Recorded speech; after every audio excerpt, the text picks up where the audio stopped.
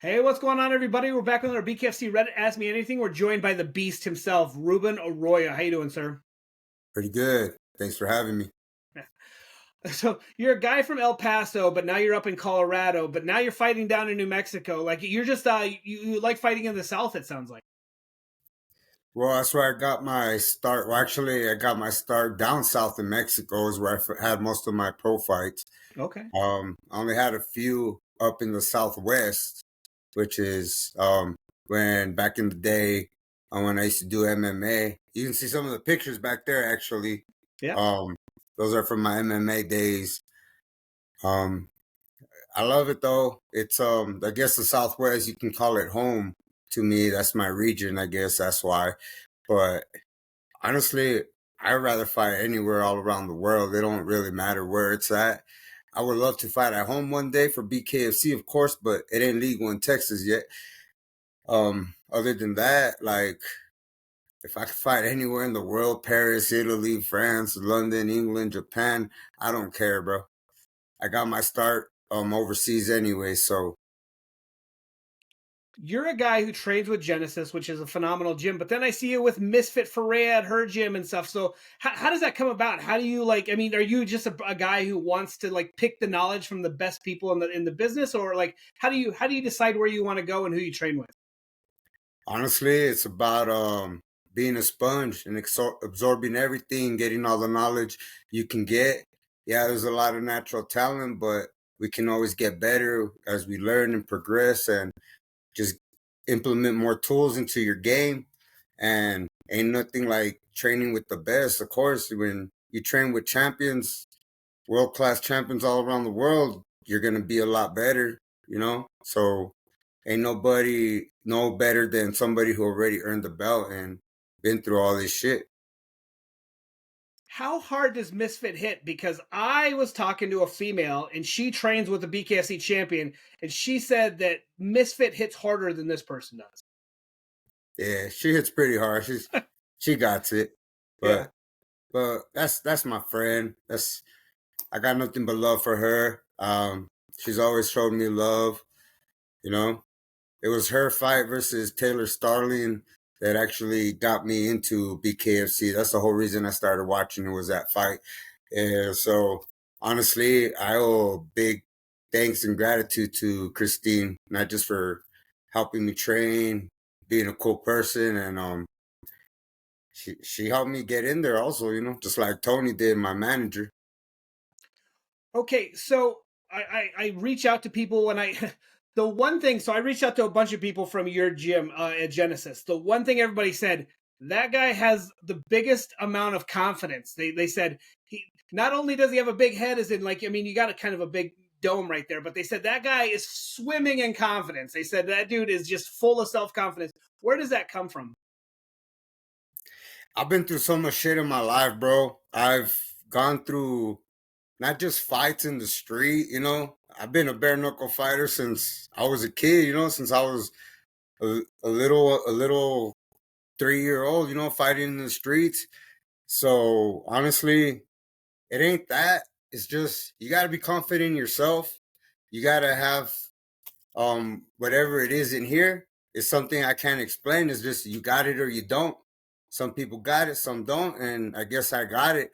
But you can never go in there doubting yourself. You can never doubt yourself. You can never have second thoughts. I don't get nervous before my fight. As you saw my entrance and everything, I was just having a good time. You know, I was having a great time. My first BKFC fight, I was just in there having a ball. I had a great time, even though I lost. You know, it was to me, it was just a dream come true. You know, having from the moment the flyers come out, I get the contract, the signing, every little piece of it. I enjoy everything, man. I love this shit. I was made for this. I was born for this. This is what I do. So I guess the confidence is just something that I gained over the years, that overthrew all the shit that I've been through. And honestly, I've been through so much drama, so much stuff in my life, in and out of jail, homelessness, losing all my stuff in a fire, my house burning down, going to jail for different things in different cities, different states, getting extradited. Um, and after all that, I'm still standing.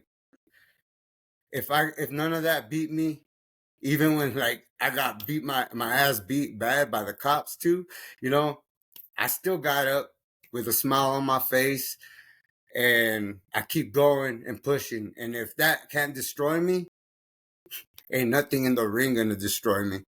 So all them hits and things that I've taken from life is I guess what prepared me for in the ring. I'm just it's about confidence there. And it's not really confidence, it's about belief in oneself. As long as you believe in yourself, you believe you can achieve. So fighters are known to have amnesia. Like they don't remember that last fight. They're already putting it past you.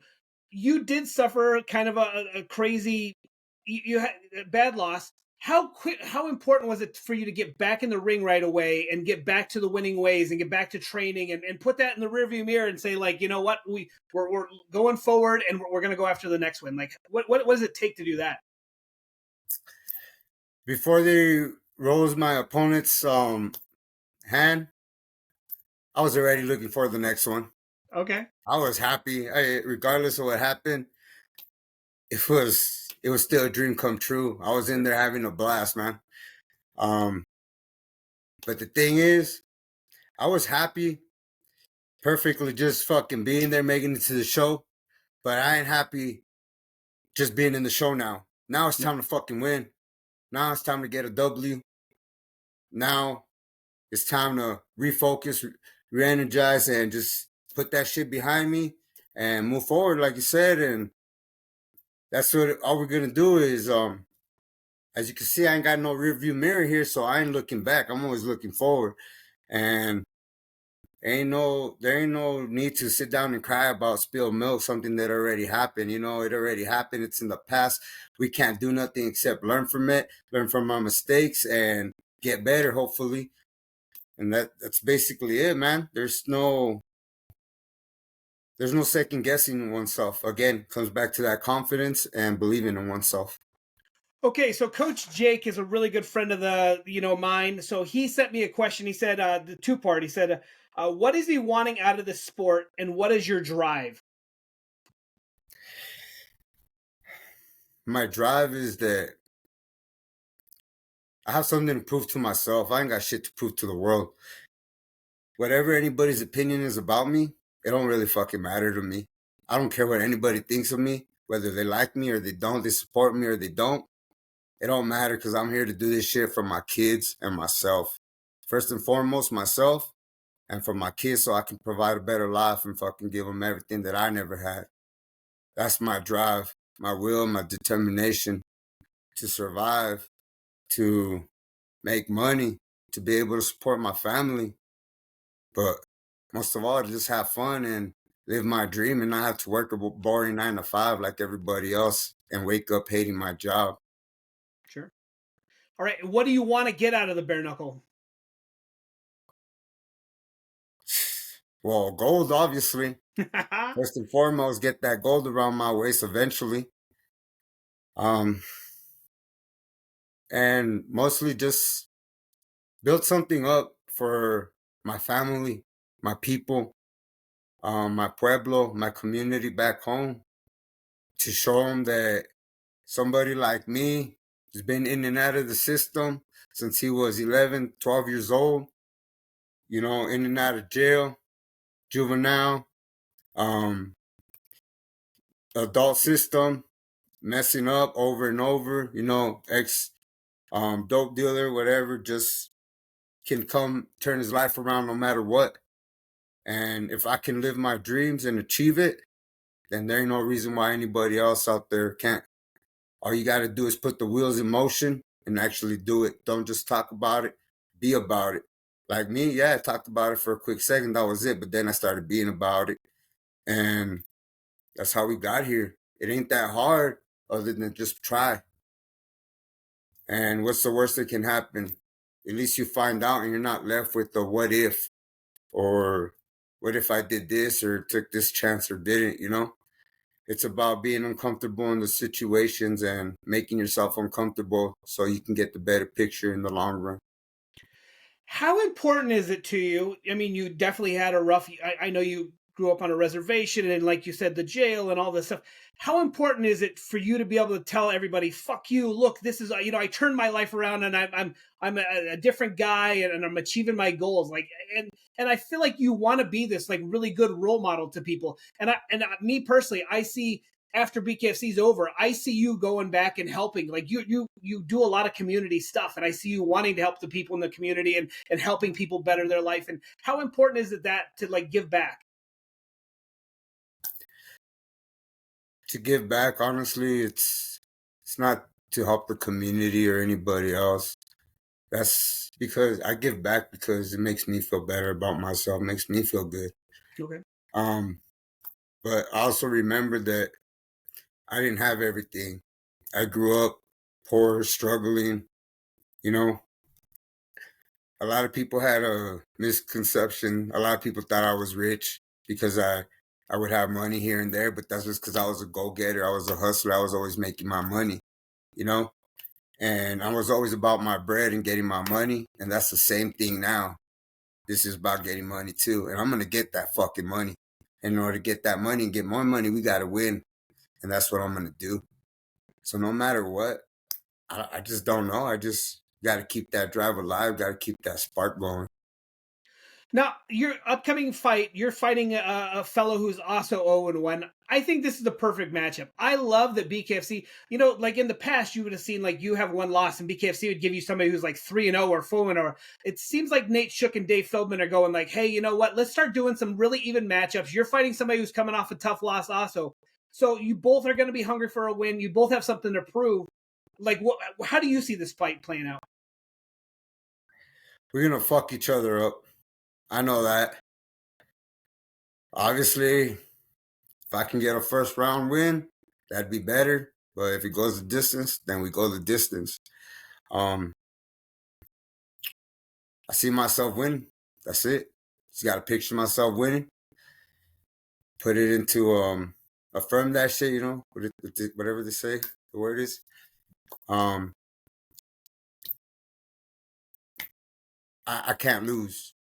There, I just can't lose because there's too much to lose. Too much is at stake, and there's too much on the table that I cannot just leave there. I got to go in there and I got to put my heart and soul in it, and I got to leave it all in the ring. Um, he's a cool guy. I ain't got no hate for him. Sure. I'm a very respectful fighter. I respect all my opponents, all the competition. Ain't got nothing but love for the guy. You know, but when that bell rings, they say knuckle up. We told the line. I don't know who the fuck he is anymore. He ain't my friend. That's the enemy at the time. For them 5 rounds or till it's over, he's the enemy, and the objective is to kill, kill, kill, and that's what we're going in for. That kill, hopefully a knockout. Let's just get it. I just love this shit. Like I said, I, I'm excited. I can't wait. Less than 3 weeks away, a little bit more or less. For those of us who don't know a whole bunch about you, like, can you tell us about your prior combat experience? As a pro, I went 12-2. Most of my fights were overseas, Mexico, South America. I had a few in the U.S. The shirt dog doesn't show that, um, but that's all right. MMA or boxing or what exactly? MMA. I used to do MMA. Never did actual boxing. That's my thing that I'm doing into now. Obviously, depends on if we were able to get a. Maybe I might try to take a couple regular boxing fights down the line. Um, just to do it. But bare knuckles my things. That's what I focus on. That's what I love because honestly, it's the most brutal, most action packed sport right now. I used to be all about MMA because that was the most brutal, action packed sport back in the day. But it's a new time, new age, and it's a new era. It's time for the MMA, UFC to move aside and make way for the BKFC. just glad and honored to be a part of this. I'm privileged to get a chance to showcase my skills and get a chance to be out there and earn my spot. And hopefully one of these days, my name will be up there with all the greats. It seems like there's two different types of fighters. You got the fighters who don't watch any fights because they say, "Look, I fight all the time. I don't watch." And then you have the guys that watch every BKFC. Are you a guy who enjoys watching the fights, or like you fight for a living? You don't like to watch the fight so much. To be completely honest, I'm both fighters. Okay, Um, I watch BKFC all the time. I don't miss it. And if I'm busy doing something and I miss it, I'll rewatch it. That's BKFC because it's sure, fun. MMA, it's cool. I love it. Nothing but respect for anybody who does it. But when you're wrestling or jujitsu and all that, and just on the ground is boring to me, and I just don't have the attention span for it. I got ADHD. I just can't stay in there and watching something like that so boring. I like the action, and so back in my MMA days, no, I never would watch a fight. I never watched my opponents. I never studied them. I didn't care to know about them like that because honestly, I feel like that gets in your head. You sure. get in your head, oh, he does this, he does that.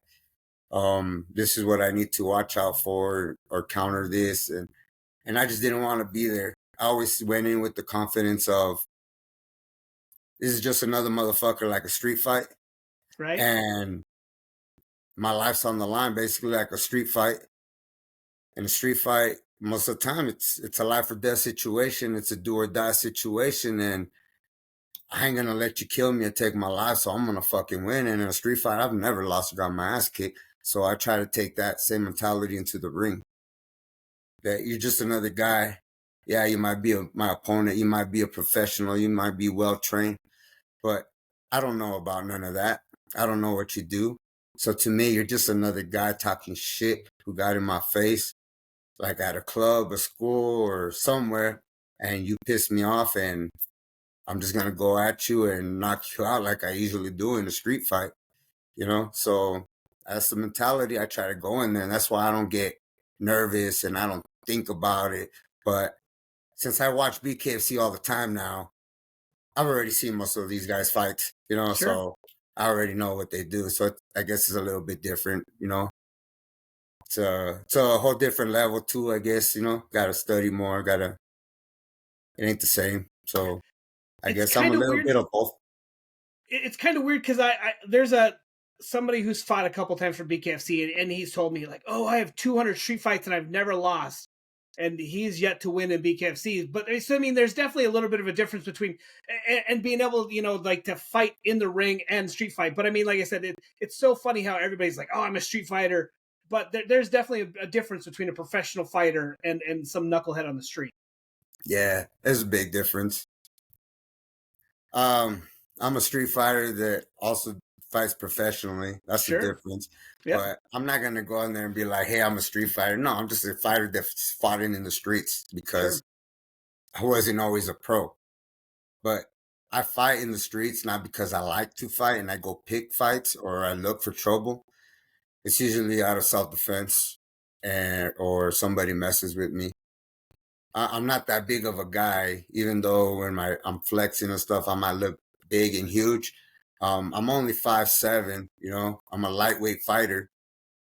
So I'm not that big, and most of the guys in the gym, they're way bigger than me. I think in Genesis, literally, I'm probably taller and bigger than like two or three people in my Sure. gym.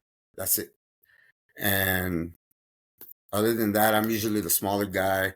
So people see that on me.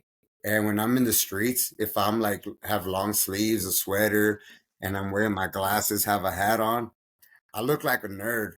And people, they test me a lot and they mess with me a lot. Now I know how to control myself and not get into that situation and not get in a street fight because I got too much to lose now. When I was younger, I didn't give a shit. Before I ever had kids, before I had anything like this going on, it didn't matter. I grew up in the streets. I ran the streets. I was a gangster. So I was all about it. I could never back down. I just, I guess, goes back to the first question, the confidence. Just always had it. I came from a long line of badass motherfuckers, knew how to fight. They're well known for it. My dad was not a pro fighter, he never was.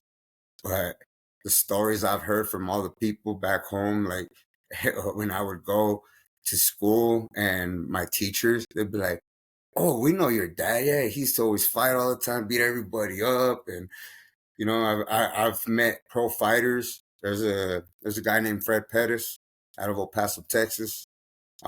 Big shout out to him because he's the one that put me on when it came to MMA.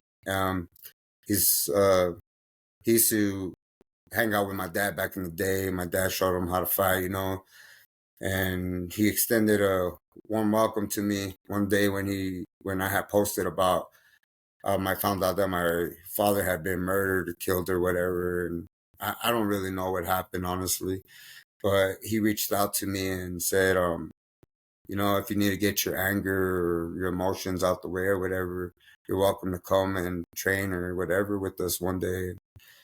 I just said, all right, thanks. I appreciate it. I just left it alone for a while. One day I just hit him up out of the blue and I asked him, hey, is that offer still stand? He's like, yeah, come on down, whatever. He's like, we're actually opening up a new gym. We're setting up the mats and everything. We're not done setting up. If you want to come in, meet the guys and let's go. I went in on a Monday. They were still putting in the mats. I helped them finish doing that. And we started training on Tuesday. The guy Fred wasn't there till Tuesday. And on Tuesday we were training. And he's like, this guy knows how to fight, man. They're like, get him a fight. And they're like, huh? They're like, he knows how to fight. Trust me. He can fight. Let's get him a fight. And he told their coach. And they're like, you sure? Like, he has no training at all. He's like literally been in here for one day. Right. I was like, they're like, do you want to fight? I was like, I sat there and I was just like, man, this is my fucking dream, bro. This is what I want to do. Do I want it? I might never get an opportunity like this again. I was like, yeah, let's do it. I'll take that fight. So it was a Tuesday. Wednesday, he told me, we got you a fight. You got to lose 30 pounds by Friday. I lost 35. Wow. I went in there. The fight went the distance. Um, Came out good. I showed up. First fight, literally 3 days of training, and honestly, that training was mostly just fucking running, sweating off the damn weight to lose those 35 pounds. And by the end of the week, on Saturday, I ended up fighting at the end of that week, and that's how I got my start in this fight game. It's just there ain't no second guessing it. There ain't no having doubts in yourself, and it comes back to that confidence, which I've always had. Okay, I know you fight at 155. What do you walk around at usually? Between 160 to 170, Okay. 175 if I'm pigging out. I try not to go over 180 now. Once I get to like 175 to 179, I'm like, oh nope, that's it. Let's go. But that's my fat boy status. Right. As I progress more and we start going more, I'm gonna start shedding the pounds off. I'm still a little chubby, Hmm. but once I get that flat stomach and start getting the six pack down, I'm sure we're gonna be fighting at 45 and maybe even cut to 35. So right now I'm fighting at 55. I fought in from light heavyweight down to lightweight, featherweight or flyweight, whatever 145 is. Sure. So if I can hang and bang with these big dogs, I'm sure I'll fucking kill it at 45, 35. Yeah, that's what I was curious about because I mean, like I said, you look like you're in pretty good shape, but I wasn't sure. Like you didn't look like you were You know, like you're not Patty Pimpleton where you go up to 200 pounds and cut down to 100. You look like you always stay pretty good in shape. So I wasn't sure how much you were cutting and if the goal was to stick at 55 or if you were going to go down. Right now, I'm like at 150 something, bro. I Sure. got less than 9 pounds to go. We got almost a whole month. So I know I'll be good. You know, the weight has always been my biggest stressor. When it comes to training, when it comes to whatever, because I love to eat. I'm a fat boy. I love my pizza, hamburgers, hot dogs, Sure. lasagna, all that good shit, I love soda. Um, Coca-Cola is my sponsor. Is it? Um, so, you know, I love all that good shit. And we only got one life to live, so I don't deny myself that stuff. I just Sure. gotta put in more work sometimes, and lately I've been trying to eat a little bit more clean and more healthy now. So we don't have to cut as much weight, and hopefully I get slimmed down, and as time progresses and we move forward, hopefully we might go down to a smaller weight class. All right, let's talk about DJ Tony. Like the second they announced your fight, he's in my inbox. Hey, you have to interview Ruben. Let's get him on. And you just talked about you got Coca-Cola as a sponsor. Tony's going out there. He's getting all these sponsors. He's really doing a great job for you guys. What made you sign with Tony? And like, I mean, did you know Tony before this, or just tell us about Tony? It's called loyalty. I'm loyal. Something that most people don't know about. They don't know what loyalty is. But Tony helped get me on. He of course I did all the work that got me there. Sure. As other people have said, don't give the credit to anybody. You did all the work. It's you who got yourself there. True. But there's some people that helped me along the way, you know, help open some doors, hold some doors open for me. Whether, Tony's my homie, that's my boy. And we had talked before. I was like, yeah, he's the first one that hit me up and reached out before we even signed. He's like, we gotta get you on the team, we gotta do this and that. This is even way before I got the tryouts and everything, Okay. you know? And he just knew I was gonna make it. He knew what my plan and my goal was from the get go when I started going to the shows and talking to him, hanging out with the other fighters and doing all that stuff. The whole goal why I did that was because I wanted to do it. I wanted to be out there. Ain't no way you gonna get out there if you ain't in the mix. I got in the mix. I got to meet a lot of fighters, get to meet up with a lot of old fighters who I've known from the past, from the MMA days. Um, Tony said that we're gonna do this, and I gave him my word that I would sign with him. There was more people that hit me up afterwards once they saw what I was doing, and a lot of people reached out to me, but I signed with Tony because I gave him my word, and that's what it is. And just like Genesis is my gym, um, that's who I'm loyal to. That's my team. Sure. You asked earlier about me going and training with other people. I'm not trying to switch teams, switch coaches, none of that. But my Coach Jake, he's real open and he's cool with about cross training and Sure. doing all that. He allows that and he actually encourages it. So yeah, we do it, and it ain't like it's gonna hurt me, learning some other stuff from other people. But at the end of the day, my team's my team. That's my home. Whether it's with DJ Tony and the Roscoe Elite, that's my management team, the Wolfpack. Big shout out to the BKFC Wolfpack, and of course Genesis Fight. That's my home team. That's the ones, my brothers. They show me love. They beat me up just like brothers are supposed to, and it's only to make you better and nothing but love. And I appreciate everything that they do for me, helping me, beating me up during training. Um, all that shit's what's gotten me ready and prepared for this.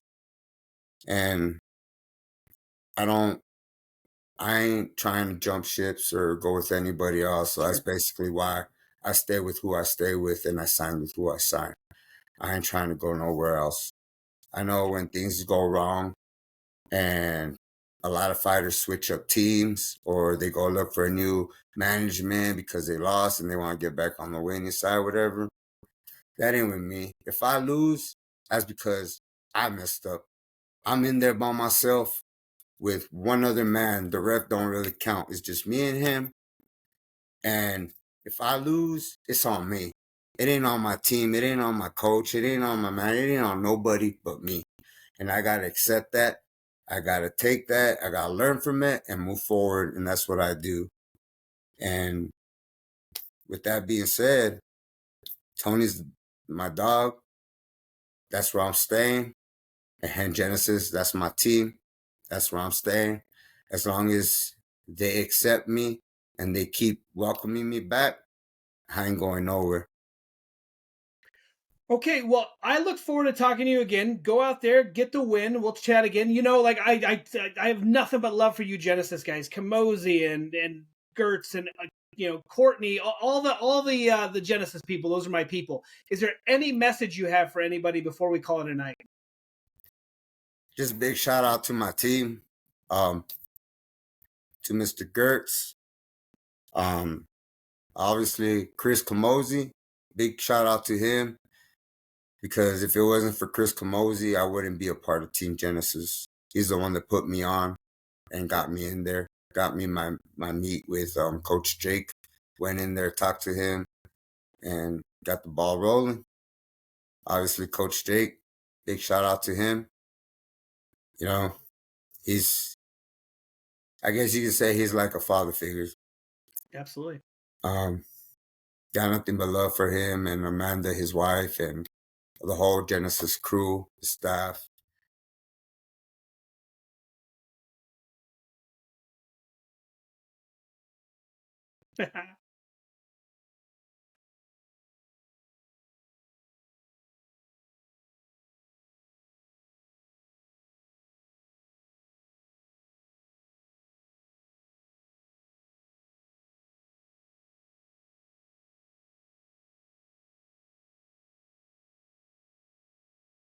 Awesome, man. Well, like I said, look forward to talking to you again. Hang on, I'm gonna end the interview, but hang on one second. I got one thing to ask you off camera, so hold on one second. And thank you so much for your time.